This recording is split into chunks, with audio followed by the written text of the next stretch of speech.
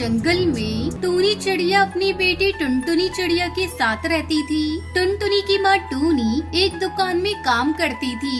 एक दिन जब वो काम से घर वापस आती है तो उसकी बेटी टुनटुनी उससे कहती है, माँ, आपने देखा हमारा घर कई जगह से टूट चुका है। इसकी मरम्मत करनी बहुत जरूरी है। अगर बारिश आ गई तो हमारा घर टूट जाएगा।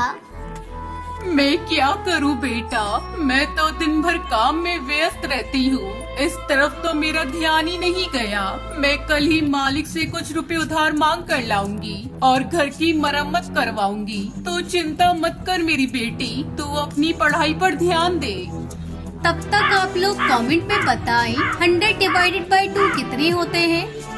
अगले दिन टूनी अपने मालिक से कहती है, मालिक, मुझे कुछ रुपए उधार चाहिए। मेरा घर कई जगह से टूट गया है और उसकी मरम्मत करना बहुत जरूरी है। क्या उधार? मेरी दुकान पर उधार ना ग्राहक के लिए है ना तुम्हारे लिए, समझी? आगे से पैसे मांगने से पहले दूसरी नौकरी ढूंढ लेना। अब मैं क्या करूं? ये भुल्ला चील तो मुझे पैसे नहीं देगा। मैं कैसे अपने घर की मरम्मत करूं? ऐसा सोचते हुए टूनी शाम को घर लौट रही थी। तभी रात में तेज बारिश शुरू हो जाती है। हाय राम, ये बारिश तो अभी से शुरू हो गई। मेरी टुनटुनी घर में अकेली है। मुझे और तेज उड़ना होगा। कहीं मेरा घर टूट गया तो, उसे कुछ हो गया तो मैं क्या करूँगी? टूनी माँ तेज तेज उड़कर घर पहुँचती है तो वो देखती है कि उसका घर पूरी तरह से टूट चुका था। मम्मा देखो ना, अपना घर टूट गया। मैंने तो पहले ही आपको बताया था। अब हम बारिश में किसके यहाँ मदद मांगने जाएं? तू तो जानती है बेटा, मैं कितनी मुश्किल से घर चलाती हूँ। आज मैंने जब मालिक से पैसे मांगे तो उन्होंने मना कर दिया। माँ, चलो ना, बारिश रुकने तक कालू अंकल के घर चलते हैं। टूनी और टुनटुनी दोनों कालू के घर जाती हैं। उसका दरवाजा खटखटाती हैं। कालू भैया, ओ कालू भैया, दरवाजा खोलो। मेरा घर इस बारिश में टूट गया है, हमारी मदद करो। बारिश में मैं अपना दरवाजा नहीं खोलूंगा। तुम कहीं और जाओ, मेरा घर भी मजबूत नहीं है। तुम सबका वजन नहीं उठा पाएगा। कालू को अपना दरवाजा नहीं खोलता। बारिश में दोनों माँ बेटी भीग रही थी। माँ, बारिश बहुत तेज है। उस पेड़ की डाल की आड़ में हम छुप जाते हैं। दोनों माँ बेटी पेड़ की आड़ में बारिश से बचने लगती है। कुछ देर बाद बारिश रुक जाती है।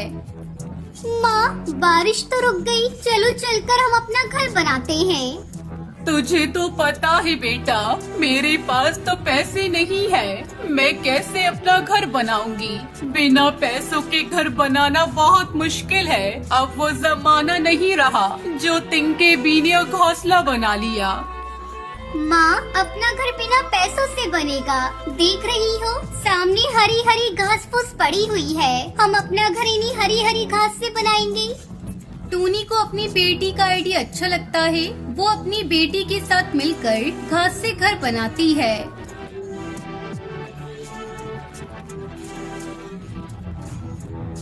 हरी घास का घर देखने में बहुत सुंदर था। अंदर उसमें बहुत ठंडक थी।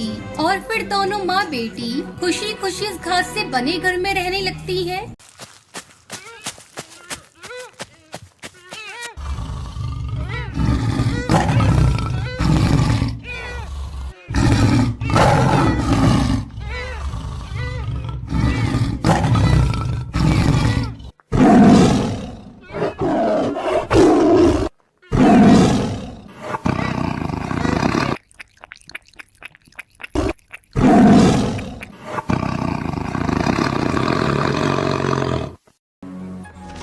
एक जंगल में टुनटुनी चिड़िया अपने 2 बच्चों के साथ रहती थी। उसका पति कालू कौआ अपने खेत में आम की खेती करता था। आम बेचकर उसे अच्छी कमाई हो जाती थी, जिससे उसका पूरा परिवार खुशी से अपना जीवन बिता रहा था। एक दिन टुनटुनी अपने पति से कहती है, अरे पिंकी के बापू, मैं सोच रही थी इस बार नए साल पे अपने बच्चों को लेकर कहीं बाहर घुमाने चलते हैं। हाँ पिताजी, मेरी सारी सहेलियाँ नए साल की पार्टी मनाने शहर जा रही हैं। आप भी हम लोगों को लेकर शहर चलिए ना। नहीं बेटा, तुम्हें पता है ना, शहर में महामारी फिर से फैलने लगी है। ऐसे में पार्टी करना ठीक नहीं। ऐसा करो, तुम लोग इस साल घर में रहकर ही नया साल मना लेना। तब तक आप लोग कमेंट पे बताएं 56 into 6 कितने होते हैं।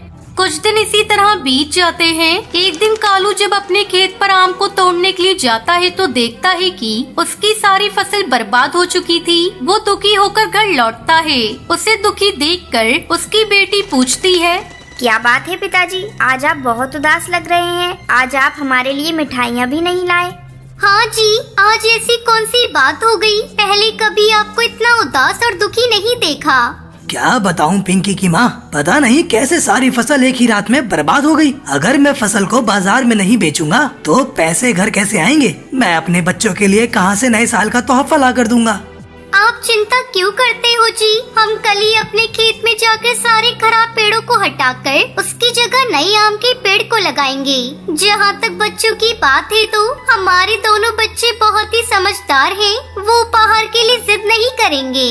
अगले दिन कालू और टुनटुनी खेत पर जाकर खेत से सारे खराब पौधे उखाड़ रहे थे। तभी उन्हें पौधों के बीच में एक पक्षी कराहता हुआ मिला।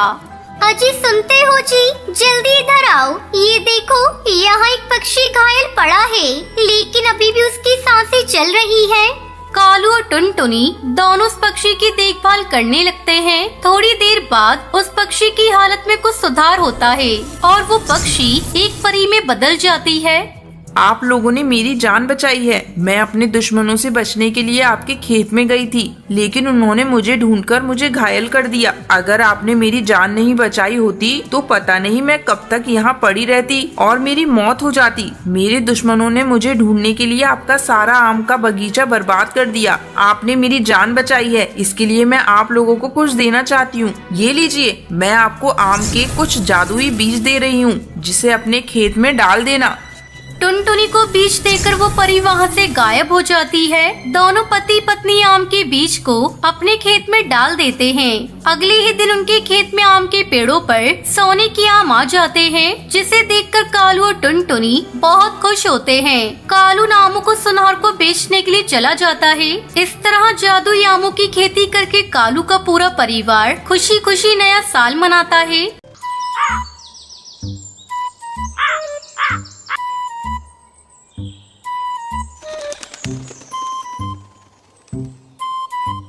शिमला के जंगल में चमेली कौवी अपने पति कड़कनाथ और बेटे कालू कौवे के साथ रहती थी। चमेली कौवी का पति टैक्सी चलाता था। एक दिन उसकी टैक्सी का एक्सीडेंट हो जाता है और चमेली के पति की मौत हो जाती है। कड़कनाथ की मौत के बाद चमेली कौवी के लिए घर चलाना बहुत मुश्किल हो गया था। तब उसने अपने बेटे कालू कौवे को एक होटल में नौकरी दिलवा दी। इस तरह कई साल गुजर गए। अब कालू कौवा बड़ा हो चुका था। एक दिन चमेली कौवी भोजन देती हुई कहती है, बेटा, मैं बूढ़ी हो चुकी हूँ। जिंदगी कब साथ छोड़ दे कुछ पता नहीं। मुझे रात दिन तेरी चिंता सताती रहती है। मेरे मरने के बाद तेरा क्या होगा? माँ, तुम ऐसी बातें क्यों कर रही हो? तुम्हें तो अभी बहुत जीना है। वो सब तो ठीक है बेटा, मैं सोच रही हूँ तेरी शादी कर दूँ। बहू घर में आ जाएगी तो मेरा भी बोझ कम हो जाएगा। अगर तू कहे तो मैं तेरे लिए कोई अच्छा रिश्ता देखना शुरू कर दूँ। माँ, तुमने मेरी शादी करने का मन बना ही लिया है। तुम्हें मना करने वाला कौन होता हूँ? जो तुम्हें ठीक लगे वो करो। अगले दिन चमेली कौवी हरी तोती के पास जाती है।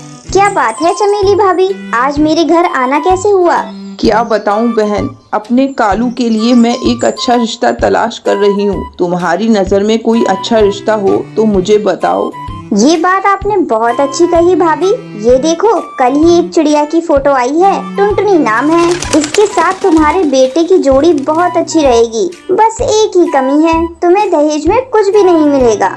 हरी तोती, मुझे अपने बेटे का घर बसाना है, मुझे दहेज नहीं चाहिए। जल्द ही टुनटुनी चिड़िया और कालू कौवे की शादी हो जाती है। टुनटुनी चिड़िया खुशी खुशी अपने ससुराल आ जाती है और अपनी सास और पति की सेवा में सारा समय लगा देती है। बहू, थोड़ा अपने ऊपर भी ध्यान दिया कर। दिन भर मेरी और कालू की सेवा करती रहती है। मैं तुमसे बहुत खुश हूँ। इसी तरह समय गुजरने लगता है। टुनटुनी चिड़िया एक बच्ची की माँ बन जाती है। घर में खुशियों का माहौल था। अचानक एक दिन कालू की होटल का मालिक होटल को बंद कर देता है। अब क्या होगा माँ? घर का खर्च कैसे चलेगा? मैं अपनी इस नन्ही सी बच्ची का पालन पोषण कैसे करूँगा? आप इतना मत घबराइए जी।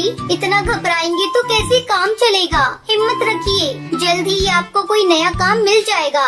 हाँ बेटा, बहू ठीक कह रही है। तू इतना मत घबरा, हम सब तेरे साथ हैं।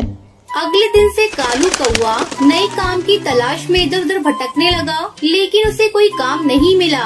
1 महीना गुजर जाता है। घर के सारे पैसे खत्म होने वाले थे। तभी एक दिन टुनटुनी चिड़िया कालू कौवे से कहती है, सुनो जी, अब से तुम्हें काम की तलाश में जाने की कोई जरूरत नहीं। हम अपना खुद का ढाबा खोलेंगे।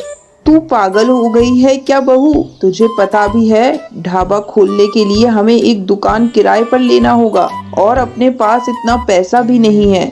अरे माँ जी, ढाबा खोलने के लिए दुकान की कोई जरूरत नहीं। ससुर जी की टैक्सी है ना, बहुत दिनों से गोदाम में पड़ी है। कालू जी आप जाइए और जाकर उसकी मरम्मत करवा कर ले आइए। हम लोग टैक्सी में ढाबा खोलेंगे और जंगल में घूम घूम कर अपना बनाया हुआ भोजन सस्ते दाम पर जंगल की पक्षियों को खिलाएंगे।